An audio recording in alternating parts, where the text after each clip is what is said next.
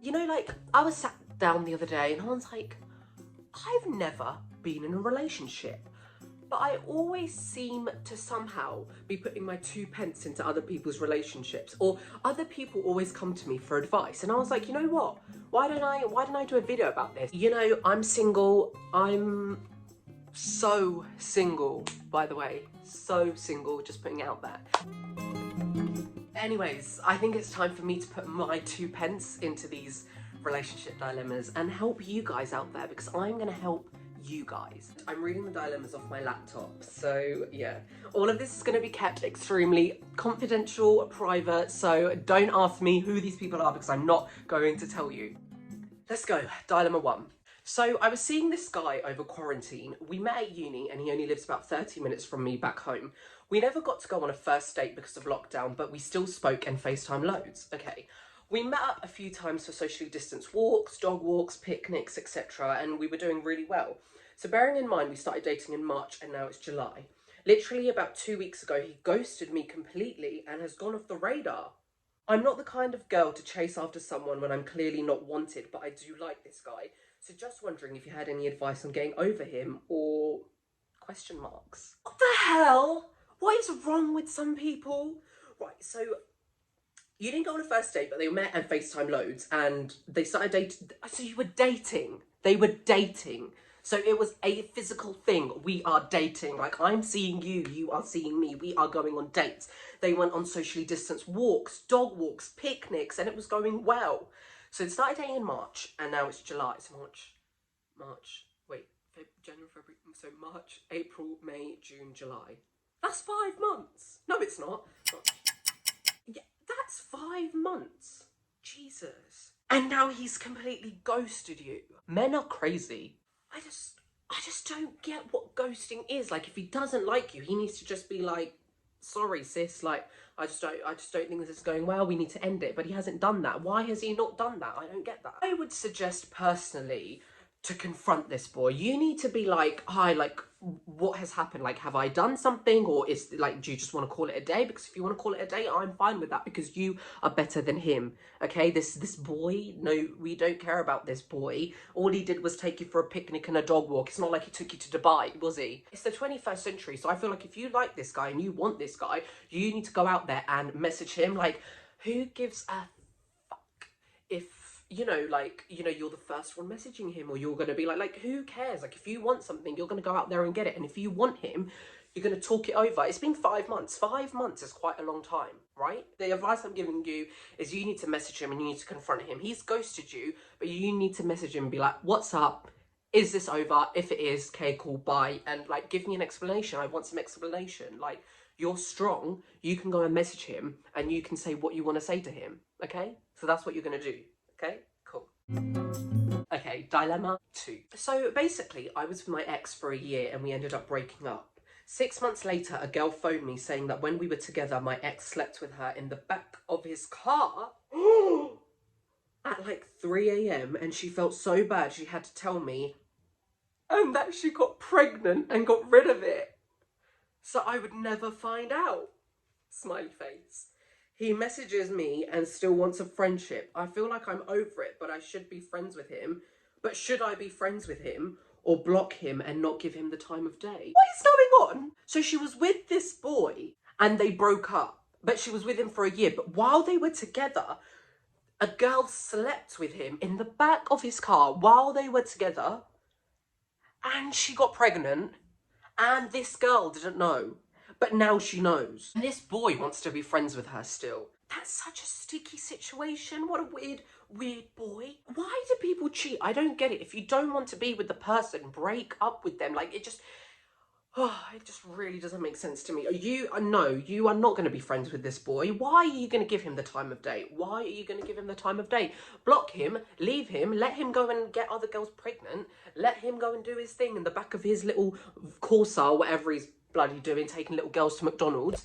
You deserve better than this. I don't get why you're even comprehending whether you should give him the time of day when you were together for a year and he slept with someone in the back of his car. If you want to be civil, but he serves no purpose in your life anymore. You've moved on, you're doing better, he's still going out and getting girls pregnant. Like, see ya, like that's it. We don't want to be with you. We don't want to be associated with you. So I say block, delete, let him move on with his life and you move on with your life, because we don't want this. We don't want this energy in our life, okay? My advice is you're just gonna block him, delete him, and you're moving on with your life, because this guy deserves nothing. He deserves absolutely nothing. Okay, next dilemma. Dilemma 3. My ex-boyfriend calls me out of the blue every now and again and is saying he's just checking up on me and seeing how things are going, but always very conveniently timed when they know big events are happening, etc. I know it would be best to block and delete, etc. to stop this being a setback, but I just wouldn't feel comfortable doing that because we didn't end on too bad terms, and I still want to be there for them if there was a crisis or if they ever needed me. So basically, what do I do? Because it's a setback when they call, because I always answer thinking it'll be something important, which they know, so they play it off to keep me close. This is just toxic behaviour. This is toxic behaviour with a capital A. This is your ex-boyfriend and he calls you conveniently timed when big events are happening. I bet you're getting all ready to go out with your friends, you've forgotten about him, and then bling, bling, bling. Oh, Richard's on the phone, Richard's ringing me. And it's nothing important, it's just, oh, hey, how are you doing? I just wanted to see how you were, you know, like, I miss you so much and I love you and I just, you know, I can't get you off my mind. No, you're my ex now. Why do you care about me? No, okay. You said you didn't end on bad terms, which is great, which is absolutely fine. That's a great, healthy relationship. And there's nothing wrong with you guys still being friends. But why does this person feel the need to be calling you and like out of the blue? Yeah, every now and again. And he's just checking up on you and seeing how things are going. Like, no, like things are absolutely fine. If you want to know how things are going, go and look at my Facebook status, you know? Like, go and look at Instagram if you have each other on social media. But I'm guessing it was a healthy breakup, and it says here you haven't blocked him, so I wouldn't say to block this person, because you said you've ended on healthy terms. Like, you don't want to add any more toxicity to this toxic person, because they clearly are toxic for you, and I'm just telling you the truth, okay? This person is toxic for you.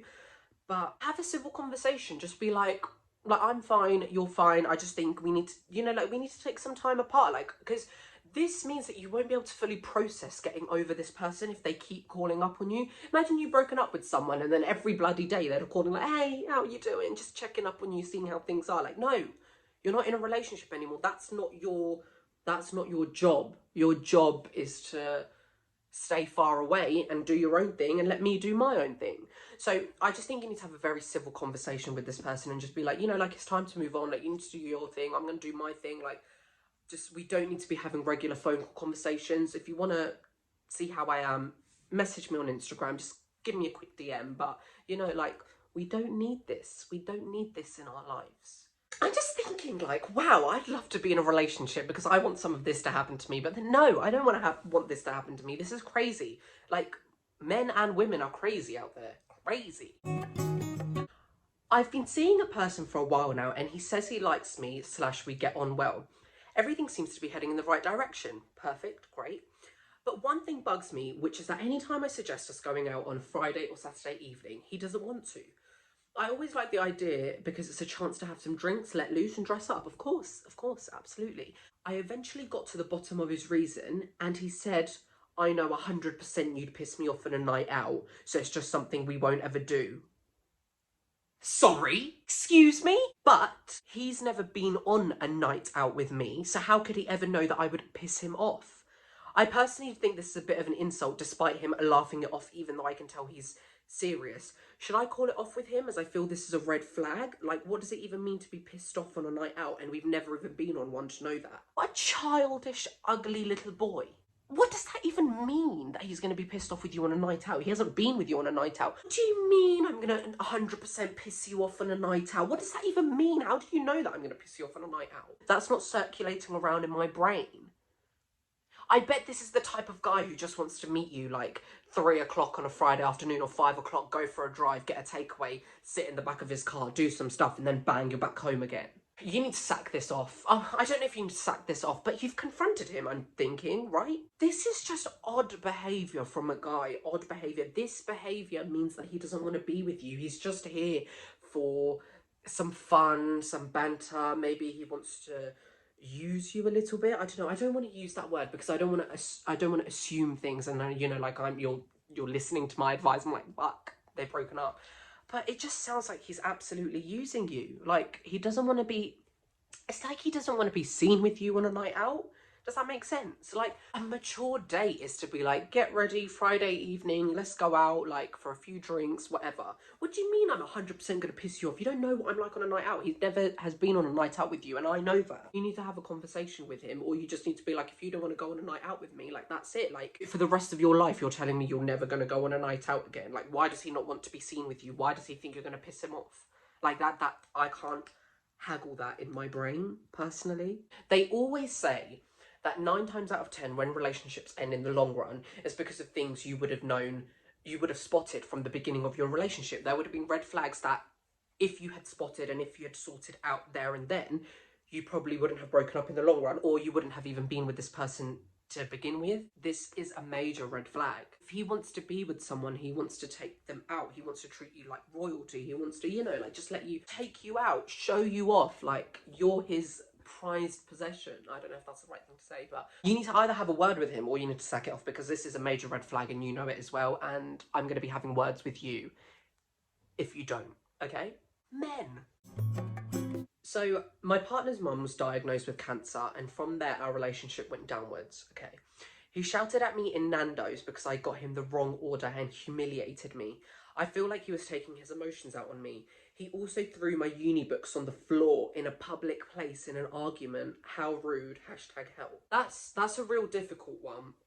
I don't think that it's right for somebody to be taking their emotions out on you, but in this instance, I can understand your partner's frustration, obviously their family's going through a lot, but that doesn't give them the excuse to do anything to you. They threw your uni books on the floor in a public place in an argument. Like, I feel like some people need to learn how to handle their emotions a bit better, especially if you are out in a public place. Like, that doesn't give him the right to shout at you in a public place where there's other people that can see you, and that is humiliating. If somebody shouted at me in a public place, I think I'd start crying. This is a very situational dilemma. Like, it's something that you're just gonna have to deal with. You need to speak to this person. Like, communication is everything. I've never been in a relationship, so I don't know what I'm talking about or if this is even right, but communication really is everything. And you know, you need to check your partner's okay and like they're doing all right, but then you also need to have a word with them that it's not okay to treat you like this, because it's not okay to treat anyone like this.